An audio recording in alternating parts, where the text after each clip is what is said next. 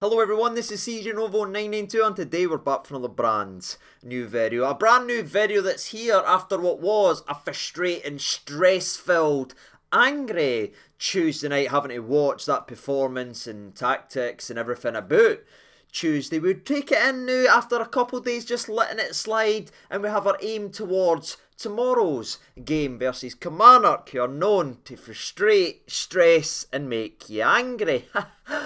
Can't wait. And there is genuinely so much to talk about in today's video, from the opposition to the Rangers side, with a couple of players that's coming back into the team now, ready to go, which will be absolutely massive, so stay tuned for that. But before we do carry on and get to the Rangers side, it is time as always to see tomorrow's dance partner and start off with the oppositional preview. Let's welcome Kilmarnock on to the channel again. It was a year afoot them. I can't say I missed them, but they are back again after going down and being relegated, which we all celebrated, to coming straight back up and ruining the dreams of the part-time Ibrox squad. And what a storyline that would have been. Well done, Kilmarnock. Hope you're very proud of yourself. But again, all joking and all that aside, they did deserve to actually come up, especially post-January when Derek McInnes and that came in. He really got them going and almost got them going to what they used to be, you know what I mean? Looking like the old Kilmarnock, something they hadn't looked like for a long time. Since pretty much Stevie Clark left and they tried to tweak and change so many things. They went through managers, they went through tactics.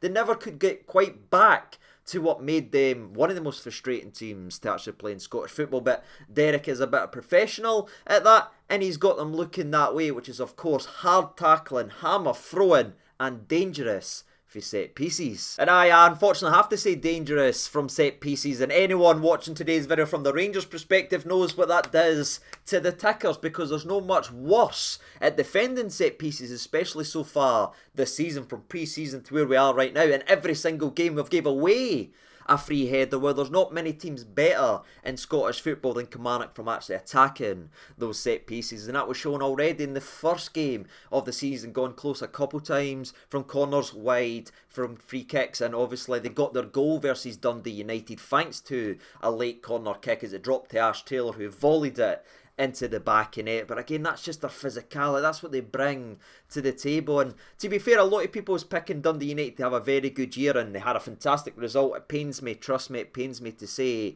in Europe, thanks to a wonderful goal from Glenn Middleton. It's almost like the lad can play if he's given an opportunity to play. But they went in there and they matched Dundee United, who are heavily favourite, who's getting a lot of plaudits, and Kilmarnock was unlucky. And for me, yes, they did score a last second equaliser, but it was a deserved result in my opinion, because Big Swim hit the crossbar, bounced off the line. Kilmarnock had numerous opportunities, so I think the 1-1 draw was a fair result on that day, and they'll be coming into this game versus Rangers again. No, the favourites, again the underdogs, but we're looking to do the exact same thing with a slightly different approach to the game, because you might have noticed I'm talking about Kilmarnock attacking and everything. That's not going to be happening too much tomorrow. It is going to be a back to the wall defensive effort from Kilmarnock. We all know what to expect. You didn't need me to sit here and tell you that's how they're going to approach this game. But again, their biggest asset is our biggest weakness so far this season: set pieces. Now, interestingly, there is some parallels, believe it or not, between Kilmarnock and, trust me, just stay with me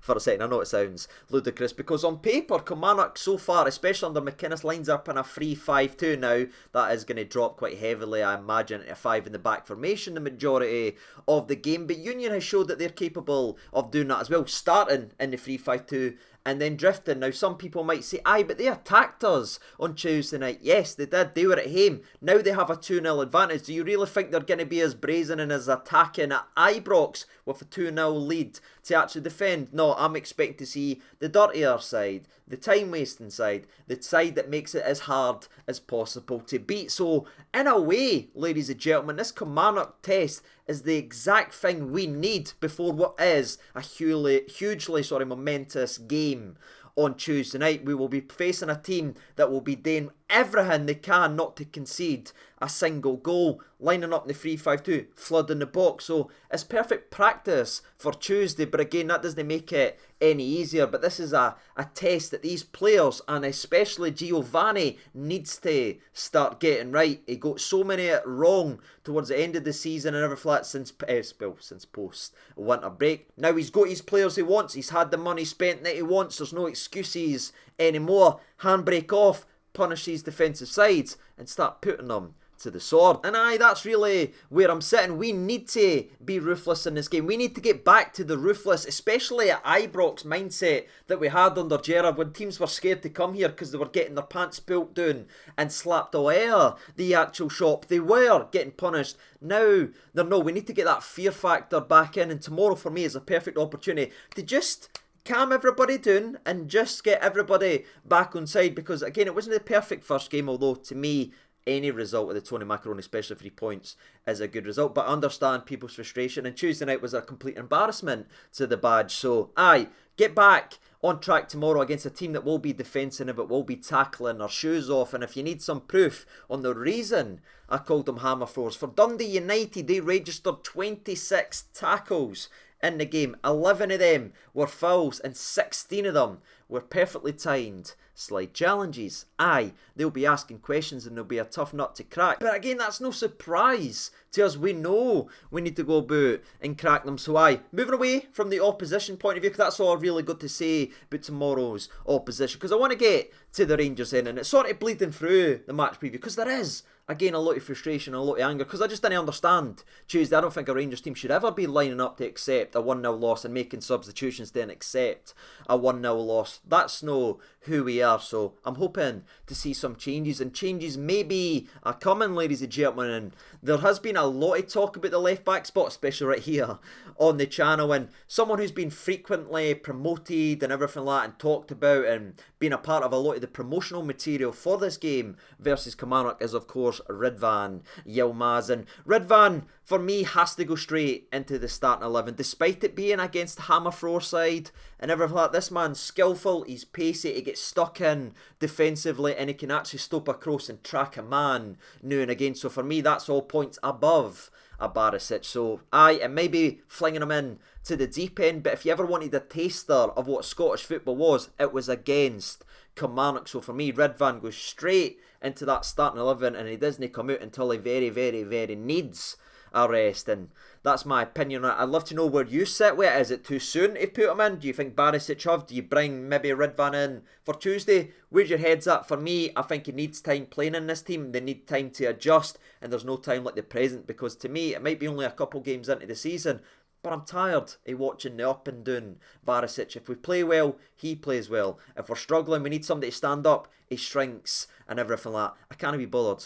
with that anymore, ladies and gentlemen. So Ridvan, for me, goes straight in there. And anyone worrying about fitness or needs to get sharp, he's actually addressed that himself, saying he's had a full pre-season in Turkey, not missing a single training session, and he's been training every day at Rangers. So if he's needed, he's ready to go. So for me, we have to go with him, because he could provide a spark for us down that left-hand side that hasn't been here since Bassey left. The next big talking point is, of course, Alfredo Morelos, who's made almost a miraculous recovery in such a short period of time. It's almost like the alarm bells for Tuesday night has been ringing, answered the call like the horn a Gondor people, which does excite me. And I'm like you, I'm like, yes, he's coming back, he's available to play if we need him. But there is just a little bit in my head that says that's awfully convenient that we have a horrific and probably season ending in terms of Champions League result, and now Alfredo is thrusted right back into the team. It starts to ring some warning bells to me about how he ended up getting injured in the first place. I mean, he was getting carted off games, having to put ice packs on him, and then 3 days later he was starting in European football, and we ran him into the ground and got him, ended up hurt for the entire rest of the season. I'm hoping it's not that scenario again, touch wood, that he is fully fine and able to go, but I just know he's an absolute madman. He'd probably play on one leg if we needed him to. I just hope we didn't rush him too back, because for me, it's a long, long season, ladies and gentlemen, and Alfredo will have a huge part to play if we're not being silly with the big man. But aye, apparently he's available for contention in this game. Whether he starts or not remains to be seen. I do think it'll probably be, a substitute appearance. But aye, he's available for this game on Tuesday, which is absolutely unbelievable considering where we were just 2 weeks ago. So aye, the Buffalo's fighting for us. Let's hope he gets on the park at some point and provides something. Whether that is his actual impact on the game or maybe just psychologically, because again, for me, Cholak hasn't been the problem, people. If the disallowed goal that was wrongly disallowed by versus Livingston, he'd have 2 goals in his last 3 games. So that for me isn't a bad player, but again, Alfredo demands the ball, screams, he gets in people's faces, and he'll get it stuck in to the midfield three if they're pondering about and doing wee side passes all afternoon. Maybe that's what we need again, somebody to be chirping and not accepting that slow, ponderous build-up play. But where again I said Čolak wasn't an issue on Tuesday, something that was the left-hand side of Rangers, so we're going to transition into that now regarding the Ryan Kent conversation, who of course missed the game on Tuesday because of a turn on the surface of Livingston Football Club, a plastic part hurting players. Who would have thought it? But aye, we badly missed, right? In fact, we badly missed a left winger, and that's no me taking a dig at Tillman either. He showed everything in that game that he is capable of playing as a centre attacking midfielder. He wanted to go in the middle, he wanted to drive forward, he wanted to be creative. Meanwhile, we lined him up at left wing, and we started a man at centre attacking midfield by the name of Glenn Kamara, who showed he didn't want to be a centre attacking midfielder. He doesn't have the ability to be a centre attacking midfielder. He wants to be a guy that keeps things ticking. So aye, we just got it all wrong on Tuesday night, and I probably said that several times already, and again I am still wound up about it, because we've got a guy who's a natural Cam playing left wing, we've got a guy who's a natural centre midfielder playing as Cam.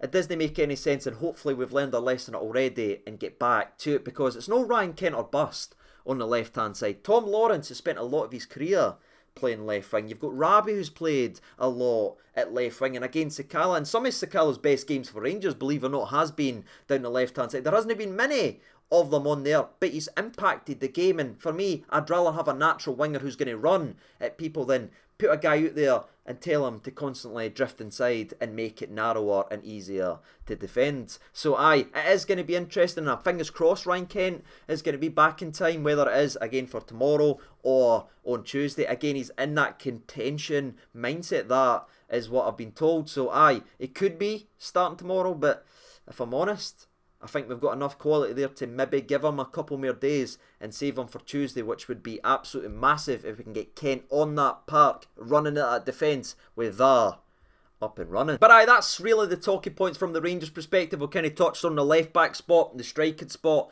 and the left wing spot, and obviously discussed my frustration with the three midfielders who were again just passing it side to side and slowing everything down. Now we'll move away from that though and give you the latest team news regarding injuries and updates and everything. As I'm recording today's video, this is the latest on it. If there is any more updates, because there is a video coming out in a couple hours as well for another update after yesterday's update, so if there is any more, scroll down and I'll update it in the comment section. But as I'm currently recording today's video, the only two players that's officially ruled out in terms of long term is Hollander and Hadji. Kamaru again remains to have that question mark. We're not getting told too many details about the laddie, but I believe he is ruled out. And again, Morelos and Ryan Kent remain in contention for the weekend and Tuesday, and that's it. Ladies and gentlemen, boys and girls, that has been the preview versus Kilmarnock. That's been my thoughts and opinions on it. What about you? Let me know where you're sitting. It's early season, there's plenty of time. But again, we need to start putting markers down and start scaring teams, especially at Ibrox. So I'd love to know what your thoughts and opinions are and your prediction for the game. Me, I know I'm frustrated. I know I'm angry. I know I'm pickled and just confused by certain decisions we're making, forcing players into the team and playing them out of position. But I still believe in the Rangers' talent and I believe in these players. So despite everything screaming at me, this is going to be an ugly 1-0 win with some kind of deflection goal or something like that, I'm going to go big. You know what? I'm going big here, troops. I'm going Rangers 3, Kilmarnock 0. Why? I don't know. It doesn't make sense. It doesn't look on cards, but I believe in the team, and I just think there's something in there. Tom Lawrence, provide it for me. Grab this team by the scruff of the neck and get us going forward. And that's it, ladies and gentlemen, boys and girls. That's me had my say. Hopefully you have as well. And now till tomorrow after the game, I've been CJ over 92. Take care of yourselves, everyone. All the best and bye-bye.